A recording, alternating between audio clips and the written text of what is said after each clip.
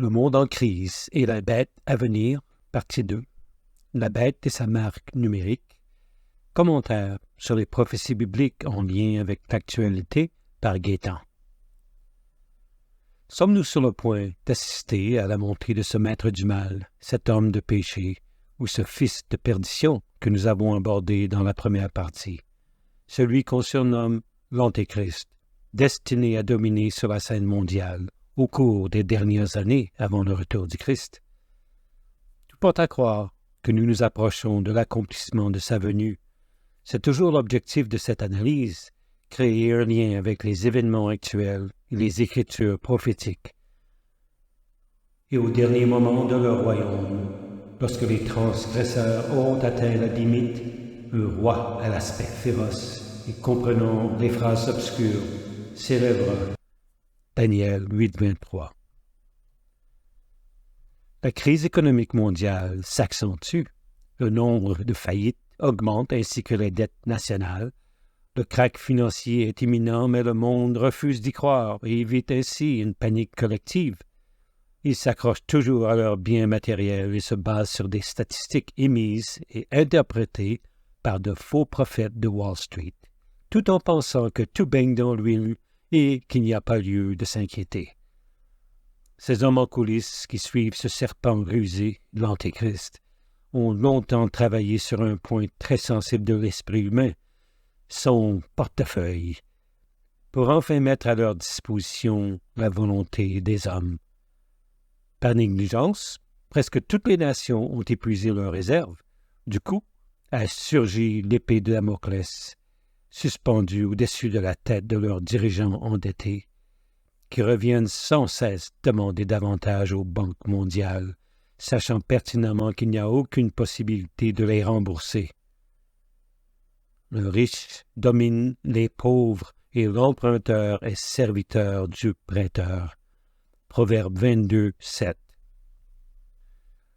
Les conséquences de la récente pandémie et de l'hyperinflation actuelle seront-elles le point de rupture qu'ils pourraient utiliser pour précipiter un krach économique des bourses et paralyser l'industrie, jetant des foules entières de travailleurs dans la rue? Lorsque la bête montera sur le trône du monde, le système financier actuel ne sera plus en accord avec ses objectifs. Il balayera et détruira les anciens marchés monétaires pour les remplacer par ce système impressionnant de crédit gouvernemental, tout comme la Bible l'a prédit. Apocalypse 13:17 affirme que personne ne peut acheter ou vendre, sinon celui qui a la marque, le nom de la bête ou le nombre de son nom. Nous pouvons voir la main de cette bête et de son peuple travailler dur dans l'ombre pour créer une puissance mondiale. La mondialisation? La mondialisation n'est rien sans cette main forte qui ne cesse de faire accélérer les choses selon son dessein. Un certain fatalisme a peu à peu gagné l'esprit des gens qui acceptent naturellement le cours des événements. Mais il existe en fait un plan bien précis derrière cette façade trompeuse. L'apôtre Paul a écrit: « Vous vous souviendrez également que je vous ai dit que l'Antéchrist était retenu jusqu'au moment opportun. Cela ne veut pas dire que l'esprit d'anarchie n'est pas à l'œuvre. Il agit secrètement et souterrainement, mais le temps viendra où l'Antéchrist ne sera plus retenu, mais sera lâché. » The Message Bible. 2 Thessaloniciens 2, 6-8. Ces forces obscures ont contribué à relier tous les marchés entre eux afin de permettre un débranchement instantané et global, sans avoir à déstabiliser chaque pays, l'un après l'autre. Serait-ce la raison pour laquelle tous les marchés et bourses actuelles sont devenus de plus en plus interdépendants? Et à un point tel qu'au moment opportun ou lors d'une crise, il pourrait provoquer l'effondrement de l'économie du monde entier d'un seul coup. Ceux qui sont derrière la scène ont très probablement testé les choses, tâté le terrain pour voir si tout fonctionne bien ou non. C'est un processus lent parce qu'ils manipulent un certain marché et observent l'effet, qu'il a sur les autres marchés, et ensuite ils font demi-tour et corrigent ce petit problème qui fait que ce marché ne monte ou ne descend pas à leur gré, et le jeu continue jusqu'à ce que tous les marchés soient tellement imbriqués qu'il n'y aura pas d'échappatoire. De peur que Satan n'ait un avantage sur nous, car nous ne sommes pas ignorants de ses machinations. 2 Corinthiens 2:11. D'autres crises mondiales et événements financiers survenus dans le passé, pas si lointain, comme la crise asiatique de 1997, la tragédie du 11 septembre, la bulle immobilière de 2007-2008 aux États-Unis, pour ne nommer que ceux-ci, ont contribué à faire avancer leur objectif. La bourse mondiale augmente et diminue à leur guise. Ils pourraient entraîner avec eux l'ensemble du marché boursier, les obligations, les valeurs mobilières, les matières premières et aussi d'autres marchés financiers, afin de s'assurer que l'économie s'enfonce dans le chaos et que le peuple soit désespéré pour accepter un leader mondial qui rétablira la situation. Cela pourrait arriver subitement. Ils ne semblent pas encore tout à fait prêts et ils continuent de raffiner leur projet jusqu'au moment opportun. Même lui, dont la venue est par l'intervention de Satan, avec tout pouvoir et signe et prodiges mensongers. 2 Thessaloniciens 2:9. Ces forces mondiales ont besoin d'une technologie plus rapide pour mener à bien leurs projets.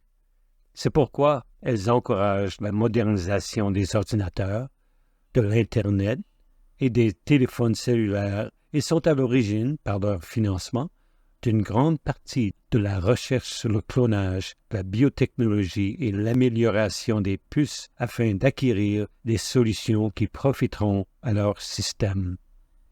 Ils sont étroitement liés aux recherchistes et aux progrès de la technologie qui permettraient, par exemple, d'implanter sous votre peau ces micropuces. Ils semblent progresser minutieusement afin que leur plan puisse fonctionner sans problème majeur. Ces dernières années, ils ont fait un pas en avant avec des changements majeurs dans la numérisation. Ils continuent à promouvoir l'identification numérique universelle et, à terme, une monnaie numérique. Et qu'aucun homme ne puisse acheter ou vendre, sauf celui qui avait la marque ou le nom de la bête ou le nombre de son nom. Apocalypse 13:17. N'oubliez pas que la marque de la bête comporte un élément carrément financier. On ne peut ni acheter ni vendre sans cette marque.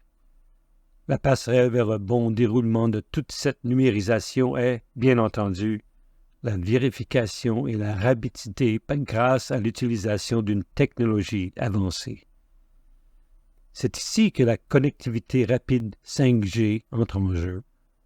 Ils ont besoin de cette vitesse 5G pour permettre une société connectée de manière transparente et faciliter ces technologies émergentes telles que l'intelligence artificielle, l'analyse avancée des données, l'automatisation des processus robotiques, le nuage informatique, la réalité virtuelle et augmentée, les drones, les services bancaires numériques et finalement, cette fameuse marque de la bête.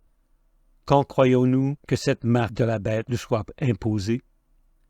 Ce ne sera pas pour tout de suite, car d'abord, l'Antéchrist doit apparaître sur la scène mondiale.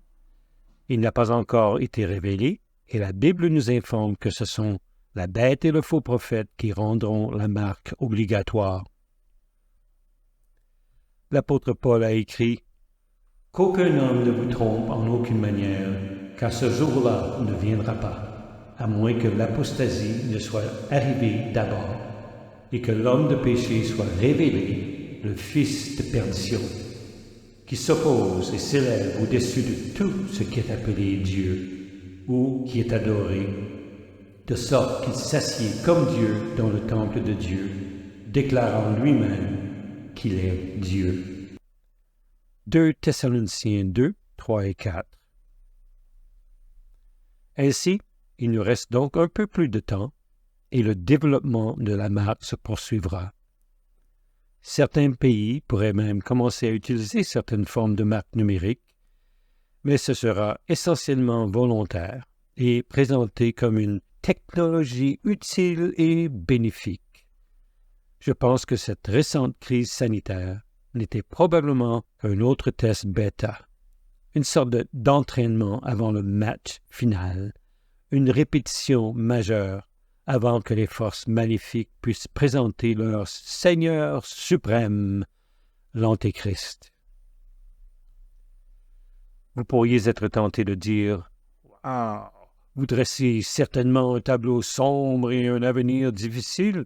Y a-t-il une bonne nouvelle au milieu de tant de complots diaboliques? » Eh bien, oui. Je crois que l'avenir de ce monde sera comme les vieux films classiques où, à la suite de nombreux problèmes, il y avait toujours une fin heureuse. La Bible est claire. Cet Antéchrist finira en défaite et notre Seigneur Jésus-Christ, avec ses adeptes, remportera la dernière bataille. L'apôtre Paul a insisté que nous ne devrions pas ignorer les tromperies du malin. Nous devons déchiffrer ce qui se passe afin de ne pas être égarés avec le monde endormi. Le but des prophéties bibliques est de nous préparer pour l'avenir, afin que nous ne soyons pas dans l'ignorance. Comme le dit l'apôtre, « Mais vous, frères, vous n'êtes pas dans l'obscurité pour que ce jour-là vous surprenne comme un voleur. Vous êtes tous des enfants de lumière et des enfants du jour. Nous ne sommes pas de la nuit ni de l'obscurité. Par conséquent, ne dormons pas, comme font les autres, mais veillons et soyons sobres. » 1 Thessaloniciens 5, 4 à 6. Ces choses ne viendront pas sur nous comme un voleur dans la nuit, de manière inattendue ou par surprise. Nous ne serons pas surpris comme ceux qui ne sont pas conscients des signes des temps, mais nous les verrons à l'avance. Nous reconnaîtrons ces événements au fur et à mesure qu'ils commencent à se produire. Ainsi, nous saurons précisément ce qui se passe ou va se passer, que c'est de cela dont Dieu parlait. Ça y est, nous y sommes. Nous sommes arrivés à ce point. Nous sommes maintenant dans la période. C'est bien cet événement. Et nous saurons donc comment y répondre et à quoi nous attendre, car nous nous y sommes préparés dans notre cœur pendant des années grâce à notre connaissance et à notre étude de sa parole.